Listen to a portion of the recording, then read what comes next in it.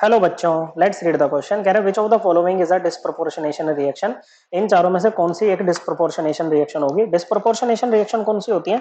ये वो रिएक्शन होती है बच्चों जिसमें एक ही एलिमेंट का आपको साइमल्टेनियस ऑक्सीडेशन एंड रिडक्शन देखने को मिलेगा बच्चों। ऐसी रिएक्शंस को हम डिस्प्रोपोर्शनेशन रिएक्शन कहते हैं।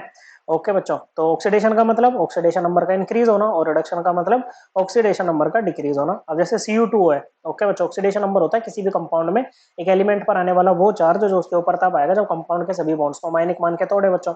ओके, सो Cu2O है बच्चों। ओके, तो ये ऑक्सीजन यहाँ पर O2 माइनस के फॉर्म में होगा, तो दो Cu प्लस होंगे बच्चों। तो यहाँ पर ये +1 है बच्चों, हाइड्रोजन पे भी +1 है। कॉपर ओके अपनी अनकम्बाइंड फॉर्म में है तो ऑक्सीडेशन नंबर 0 बच्चों, Cu2 प्लस का +2 रहेगा बच्चों।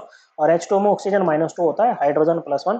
तो देखो कॉपर +1 से 0 में जा रहा है, इंक्रीज डिक्रीज किया बच्चों, इसका मतलब रिडक्शन। लेकिन +1 से +2 में भी जा रहा है बच्चों, इसका मतलब है कि इसकी क्या हुई है बच्चों, ऑक्सीडेशन भी हुई है। और कॉपर का ही ऑक्सीडेशन, कॉपर का ही रिडक्शन, तो ये डिस्प्रोपोर्शनेशन होगी बच्चों। ओके, तो ये हमारा आंसर होगा बच्चों। ओके, सेकंड है आपके पास में CrO4 2 माइनस है। यहाँ पर देखो क्रोमियम का X मान लो, तो हो जाएगा X + 4 × -2 ऑक्सीजन के लिए इक्वल टू -2 ओवरऑल चार्ज के इक्वल पुट करते हैं। तो X की वैल्यू क्या आ जाएगी बच्चों, X की वैल्यू +6 आ गई बच्चों। ओके बच्चों, और Cr2O7 2 माइनस में इसका y मान लो बच्चों, तो ये हो जाएगा 2y + 7 × -2 इक्वल टू -2 बच्चों। ओके बच्चों, तो y की वैल्यू यहाँ पर भी आपकी +6 ही आ रही है बच्चों। ओके, कोई चेंज नहीं हुआ है बच्चों। ओके, हाइड्रोजन यहाँ पर भी +1 है, यहाँ पर भी +1 है। ओके बच्चों, तो यहाँ पर तो ना ऑक्सीडेशन हो रहा है ना रिडक्शन हो रहा है बच्चों, तो ये हमारा आंसर नहीं है बच्चों। नेक्स्ट है बच्चों, calcium carbonate +2H+ gives calcium 2+ + H2O + CO2। Okay बच्चों, देखो तीसरा वाला है कैल्शियम कार्बोनेट, कैसे टूटेगा बच्चों, कैल्शियम 2+ + CO3 2 माइनस करके टूटेगा बच्चों। तो कैल्शियम यहाँ भी +2 है और यहाँ भी +2 है, हाइड्रोजन यहाँ भी +1 है और यहाँ भी +1 है, ऑक्सीजन यहाँ भी -2 है बच्चों और यहाँ भी -2 ही है और यहाँ भी -2 है।